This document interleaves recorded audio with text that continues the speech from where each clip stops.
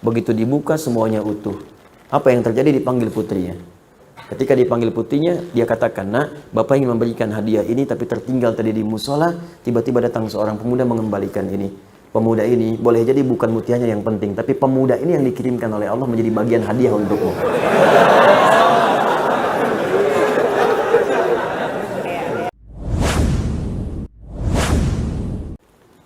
Assalamualaikum Ustaz. Waalaikumsalam. Semoga Allah muliakan Ustaz. Semoga Allah muliakan Anda lebih daripada Allah muliakan saya. Ustaz, pada tahun kemarin tanggal 10 Desember saya waktu itu ada acara seminar, tiba-tiba saya menemukan uang 250.000. Kata guru saya, karena saya bilang kepada guru saya ada uang hilang, dan guru saya Ustaz juga. Ya, guru itu Ustaz. Ustaz itu bahasa Indonesianya guru. Guru itu bahasa Arabnya Ustaz, ya. Dan guru saya Ustaz juga. Ya. Dia mengatakan, "Udah, uang itu jadi milik kamu." Ini dia. Karena saya tidak tahu ilmunya, saya pakailah uang itu. Ya. Sebagian disedekahkan, iya, rumus. Sedekahnya kurang lebih berapa ini? 20.000, 70.000. Kelihatannya sih berapa ini, Mas? 70.000. Nemu 250. Baik, sedekah 70.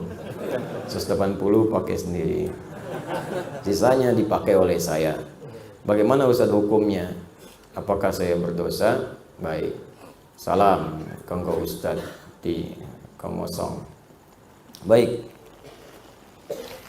Harta temuan itu kalaupun ingin diambil, sebelum diambil dipertimbangkan dulu resiko. Ada dua cara.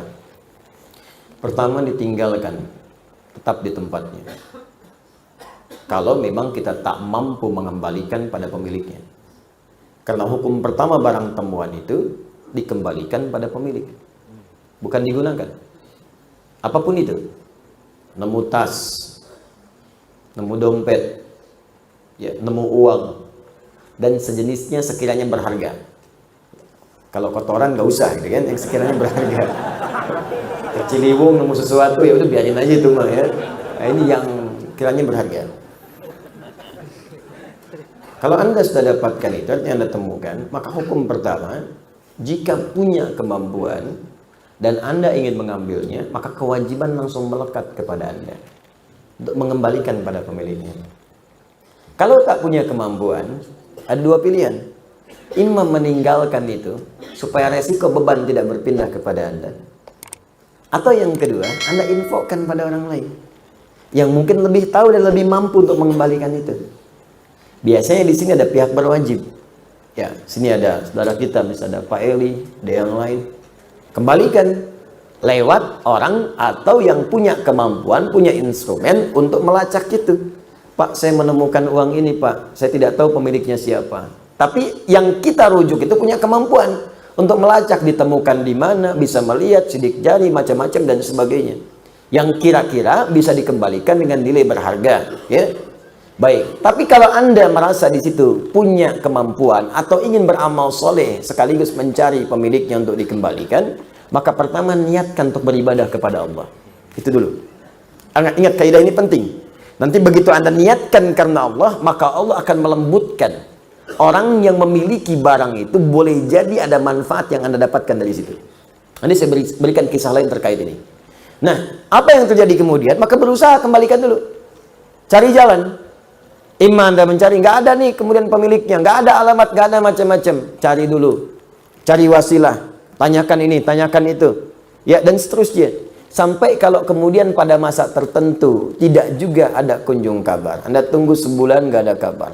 2 bulan nggak ada kabar, 3 tahun nggak ada kabar, tidak sama sekali muncul pada saat itu, maka walaupun status barang itu kemudian dinyatakan tidak ada pemilik, yang berhak diambil oleh Anda bukan seluruhnya.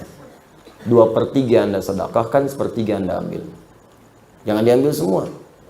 Ya, berikan kepada yang lain dulu. Hak yang lain berikan, Anda ambil sebagiannya. Jelas sampai sini? Baik, tapi yang saya katakan sekali lagi, lebih baik kalau pun tak mampu, Anda serahkan kepada yang punya kemampuan untuk merujuk. Tapi kalau Anda kira-kira punya rasa, kayaknya si Fulan nih, Anda ambil dan niatkan kepada Allah. Di situ nanti ada hal yang sangat indah. Pernah terjadi kejadian, seorang pejabat di Indonesia umrah, membawa uang cukup banyak, 3 miliar di kantongnya. Ya, pakai dolar dia bawa itu. Ini kisahnya tercerita langsung ke saya. Begitu kemudian teman-teman didapatkan itu, ketinggalan di bandara. Ya karena dia mau niat ibadah, ya sudahlah, biarin aja gitu kan. Dia jalan aja, sudah macam-macam. Tiba-tiba ada yang ngantarkan. Pak, katanya saya menemukan ini, kayaknya punya bapak tadi. Dia, oh iya betul ya, katanya punya saya ini. Nih silakan. Udah begitu dia buka, utuh semua, nggak ada ambil, nggak ada apa. Tiba-tiba dia ambil 20.000 dolar, langsung diberikan. Pak, bawa aja ini, silakan. Silakan katanya. Jangan Pak, saya karena Allah, bukan. Memang Anda kerjakan karena Allah. Nah ini bagian terima saya. Syukur saya kepada Allah, berterima kasih kepada Anda. Dia ambil 20.000 dolar, dia berikan kepada dia. 20.000 dolar, 260 juta, langsung ambil. Berikan. Banyak kejadian begitu. Ada dulu yang ketinggalan seorang orang soleh, dermawan, orang kaya. Ketinggalan teman-teman sekalian, mutiara, hadiah untuk putrinya. Ya, jadi putrinya memasuki usia-usia yang cukup baik, usia sudah layak menikah, ketinggalan kemudian. Di sebuah toilet masjid. Jadi dia masuk toilet, tempat ada yang mengatakan tempat wudhu. Ini kisah nyata. Jadi begitu dia berwudhu selesai, dia lupa ngambil itu.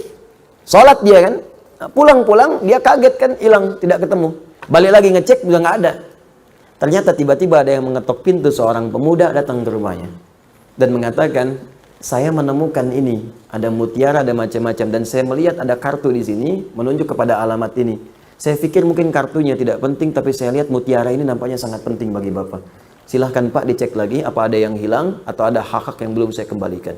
Begitu dibuka semuanya utuh. Apa yang terjadi? Dipanggil putrinya. Ketika dipanggil putrinya, dia katakan, nak, Bapak ingin memberikan hadiah ini tapi tertinggal tadi di musola. Tiba-tiba datang seorang pemuda mengembalikan ini. Pemuda ini boleh jadi bukan mutiaranya yang penting, tapi pemuda ini yang dikirimkan oleh Allah menjadi bagian hadiah untukmu.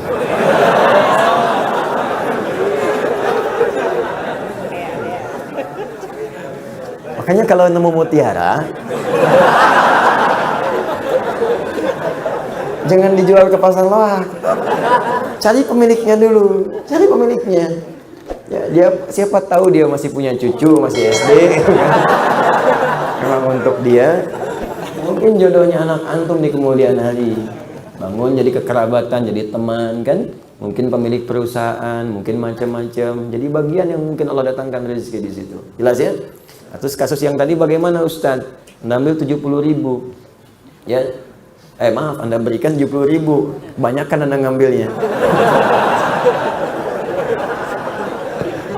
Ya. 250.000. 250.000 bagi 3 berapa? Ayo cepat. Cepat tuh Joni. Berapa? 80 sekian, 82, ya kan? Maka ya sudah, Anda kembalikan aja dulu, tambahkan yang tadi. Ya, keluarkan. Berarti kan yang Anda ambil 100, 250.000 kurangi 70, 180, ya kan? Maka 100.000-nya keluarkanlah. Ya, keluarkan. Dikeluarkan kemana Ustaz? Sedekahkan kepada yang memerlukan. Ya, berikan, dan semoga Allah ridha dengan apa yang telah Anda kerjakan insyaallah.